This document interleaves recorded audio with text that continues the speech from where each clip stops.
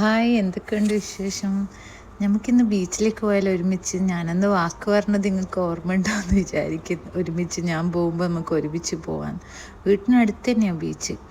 ഒരു 5 മിനിറ്റ് മാത്രമേ ഡ്രൈവ് ഉണ്ടാവും. ഞാനിപ്പോൾ ഉള്ള മസ്കത്ത് എന്ന് പറഞ്ഞ നാട് ശരിക്കും പറഞ്ഞാൽ മിഡിൽ ഈസ്റ്റിലെ ഒരു ജെമ്മാണ്.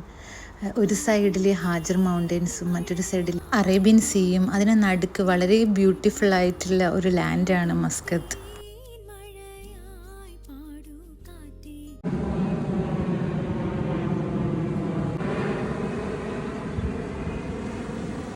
ഞാനിപ്പോൾ ഉള്ള ബീച്ച് ഷാത്തി അൽ ഖുറും എന്ന് പറഞ്ഞ ബീച്ചാണ്.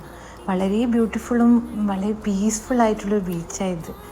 പണ്ടൊക്കെ ഞാൻ കുറച്ചും കൂടി നേരത്തെയാണ് വരല്ലേ, ഒരു 5:30 ഒക്കെ ആകുമ്പോൾ. പക്ഷേ ഇപ്പം മക്കളെ സ്കൂളിലൊക്കെ അയച്ച് നമ്മളെ ഇളയാൾക്ക് ഫുഡൊക്കെ കൊടുത്ത് ഉറക്കിയതിന് ശേഷം ഹസ്ബൻഡ് ജിമ്മിൽ പോകുമ്പോൾ ഇപ്പോൾ ഡ്രോപ്പ് ചെയ്ത് തരലാണ്. ഞാൻ കാരണം പാവത്തിൻ്റെ ജിമ്മൊക്കെ ലേറ്റ് ആവാറുണ്ട് ഇപ്പോൾ. അതുകൊണ്ട് തന്നെ ഞാൻ എല്ലാ ദിവസവും അങ്ങനെ പോകാൻ നിൽക്കലുമില്ല. ഞാൻ നല്ല ഹാപ്പി ആയിട്ട് ഇരിക്കുമ്പോൾ സാഡായിട്ട് ഇരിക്കുമ്പോൾ ഞാൻ പോകാൻ ആഗ്രഹിക്കുന്ന ഒരു പ്ലേസാണ് ബീച്ച്.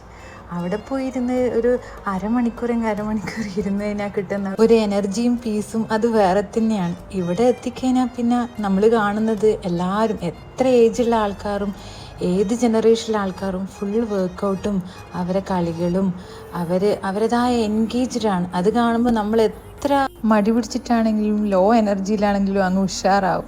ഈ പറഞ്ഞ ആൾ വരെ മൂപ്പർ വരെ സ്ട്രെച്ച് ചെയ്യാണ്. ഇവിടുത്തെ മുനിസിപ്പാലിറ്റി ഈ ഒരു ബീച്ചിന് ഇത്ര ബ്യൂട്ടിഫുള്ളായിട്ടും ഹൈജീനിക്കായിട്ടും വെക്കാൻ വേണ്ടിയിട്ട് ഒരുപാട് കാര്യങ്ങൾ ചെയ്യുന്നുണ്ട്. അത് ശരിക്കും പറഞ്ഞാൽ അപ്രിഷ്യേറ്റ് ചെയ്യേണ്ട ഒരു കാര്യമാണ്. അത്രയും ബ്യൂട്ടിഫുള്ളാണ് ഈ ഒരു ബീച്ച്. എല്ലാ ദിവസവും രാവിലെ കാണുന്ന കാഴ്ചകളാണ് ഇതൊക്കെ. ഇപ്പോൾ ഇവിടെ തണുപ്പ് കാലം തുടങ്ങാനായതുകൊണ്ട് തന്നെ സൂര്യൻ വരാനും കുറച്ച് ലേറ്റ് ആകുന്നുണ്ട്. ഏകദേശം 4 കിലോമീറ്ററാണ് ഈ ഒരു ബീച്ച് വരുന്നത്. അതുകൊണ്ട് തന്നെ ഒരു നടത്തം അങ്ങ് തുടങ്ങിയാൽ നമുക്ക് ഒരുപാട് കാര്യങ്ങൾ കാണാനും ഫീൽ ചെയ്യാനും ഒക്കെ പറ്റും.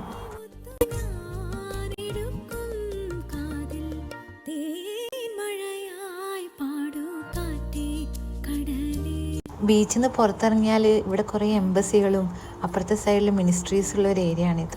ആഹാ, നമ്മളെ കൂട്ടാനുള്ള ആൾ വന്നു. 7:30 മുമ്പ് ഡ്യൂട്ടിക്ക് എത്താനുള്ള ആൾക്കാരെ തിരക്കായത്. അതുകൊണ്ട് തന്നെ ഈ ടൈമിൽ നല്ല ബ്ലോക്ക് ഉണ്ടാവും ഈ റോഡിലെപ്പോഴും. എന്നെ വീട്ടിലാക്കിയിട്ട് വേണം ഒരാൾക്ക് ഡ്യൂട്ടിക്ക് പോകാനും.